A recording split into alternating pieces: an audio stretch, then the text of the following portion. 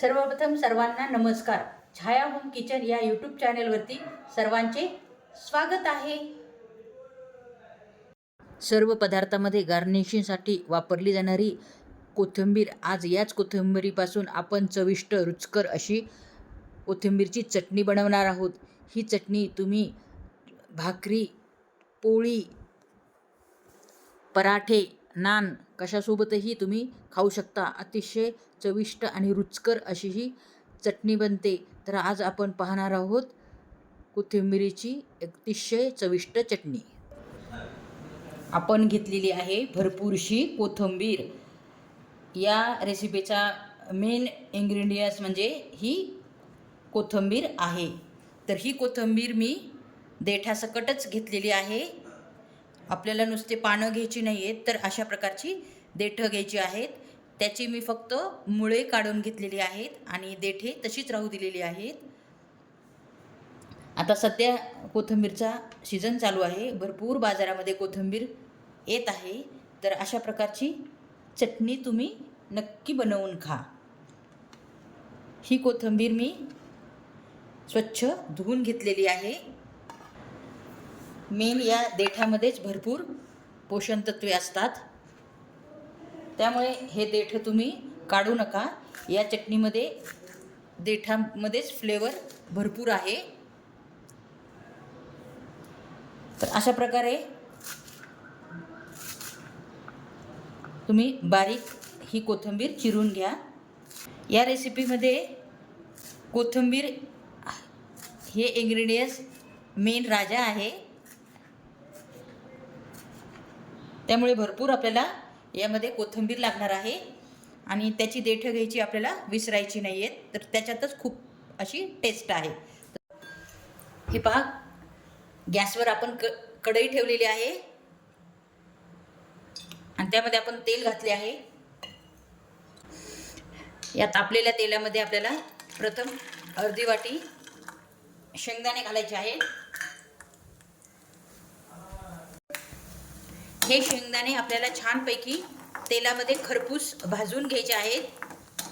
त्यानंतर घालणार आहोत आपण अर्धा कप तीळ.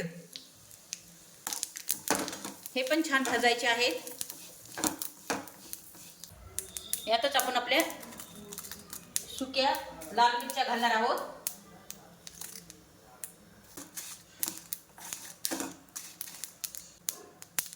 त्यानंतर घालणार आहोत लसण,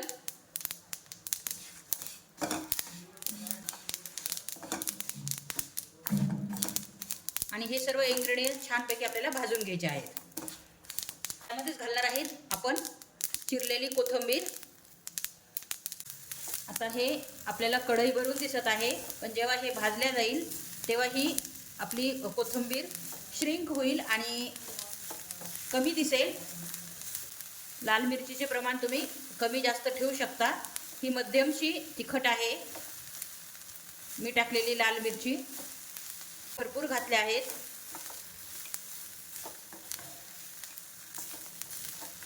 हे सर्व इंग्रेडियंट्स सतत हलवत आपल्याला भाजून घ्यायचे आहेत. यातच आपण थोडी चिंच घालणार आहोत. ही बिया काढलेली चिंच आहे. आणि यातच चवीपुरतं मीठ घालणार आहोत आपण. सगळे इंग्रेडियंट्स छानपैकी भाजून झाले आहेत आपले. पाहू शकता, जेव्हा मी कोथिंबीर टाकली होती तेव्हा कढई पूर्ण भरली होती.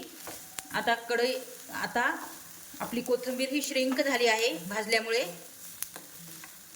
तर आता पाहू शकता, कढईमध्ये थोडं कमी दिसत आहे. सर्व इंग्रेडियंट्स आपण छानपैकी थंड करून घेऊयात.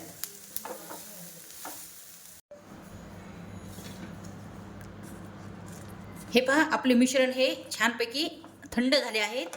तर आता आपण हे मिक्सर ग्राइंडरमध्ये बारीक करून घेऊयात. आपला हा माल मसाला मिक्सरमध्ये आपण काढून घेऊयात आणि ग्राइंड मस्तपैकी बारीक करून घेऊयात. चांगली पेस्ट व्हावी म्हणून आपल्याला थोडे पाणी घालायचे आहे. प्रथम थोडे एकदा फिरून घ्यायचे आहे आणि त्यानंतर थोडे पाणी घालायचे आहे, जेणेकरून छान पेस्ट तयार होईल आपली. ही चटणी रेडी झाली आहे. तर ही चटणी अगदी चटपटीत बनवण्यासाठी आणि थोडी 4 ते 5 दिवस टिकवण्यासाठी आपण पुढची प्रोसिजर करूयात. त्यानंतर परत घालणार आहोत आपण थोडे तेल आणि त्यानंतर आपण घालणार आहोत लसण. हा लसण छानपैकी फ्राय करून घ्यायचा आहे आपल्याला. तर आपल्याला चटणी खाताना जेव्हा हा कुरकुरीत लसण दाताखाली आला ना की खूपच टेस्ट भारी लागणार आहे. त्यामुळे छानपैकी आपल्याला हा लसण भाजून घ्यायचा आहे. लसणाचा कलर ब्राऊन झाला आहे. या स्टेजला आपल्याला लाल मिरचीचे तुकडे टाकणार आहोत. 1 चमचा मोहरी, 1 चमचा जिरे. हे पहा मस्तपैकी आपला तडका रेडी झाला आहे. घरामध्ये एकदम सुगंध वास सुटला आहे या तडक्याचा. आणि त्यानंतर हे आपली केलेली चटणी घालणार आहोत.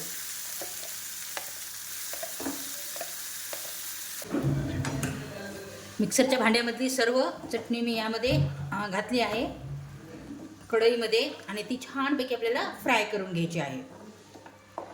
ही चटणी एकदम मस्त 10 ते 15 मिनिट आपल्याला फ्राय करून घ्यायची आहे, जोपर्यंत या चटणीचा कलर बदलत नाही. अशा छानशा भाजल्यामुळे आपली चटणी टिकाऊ होणार आहे. म्हणजे ती 8 ते 10 दिवस सहज टिकते. एकदम परफेक्ट अशी ही साईड डिश आहे.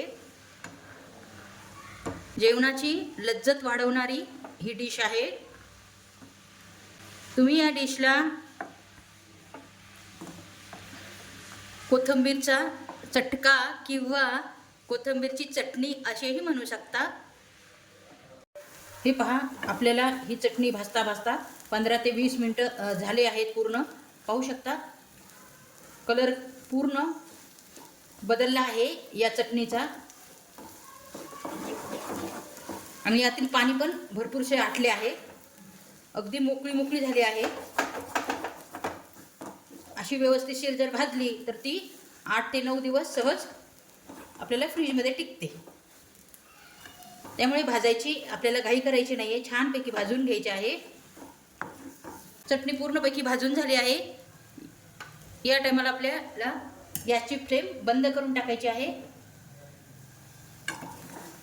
हे पहा आपल्या चटणीला छानपैकी तेल सुटले आहे आणि कढईपासून ती वेगळी होत आहे. याचा अर्थ ही छानपैकी आपली चटणी भाजली गेली आहे. दिसायलाच किती टेम्पटिंग अशी दिसत आहे. खायला तर खूपच अप्रतिम अशी आहे. अगदी तुमच्या जेवणाची लज्जत वाढवणारी ही रेसिपी आहे. तोंडाची चव वाढवणारी ही रेसिपी आहे. एखाद्या वेळेस जर भाजी खायचा कंटाळा आला असेल तर तुम्ही अशा प्रकारची चटणी करून खाऊ शकता. अप्रतिम अशी ही रेसिपी आहे. नक्की तुम्ही करून बघा आणि मला कमेंट्समध्ये सांगा की तुमची कशी झाली आहे. तर आजची रेसिपी तुम्हाला कशी वाटली? जर तुम्हाला आजची रेसिपी आवडली असेल तर लाईक आणि सबस्क्राईब करायला विसरू नका. पुन्हा भेटू अशाच एका नवीन रेसिपीसोबत. तोपर्यंत नमस्कार.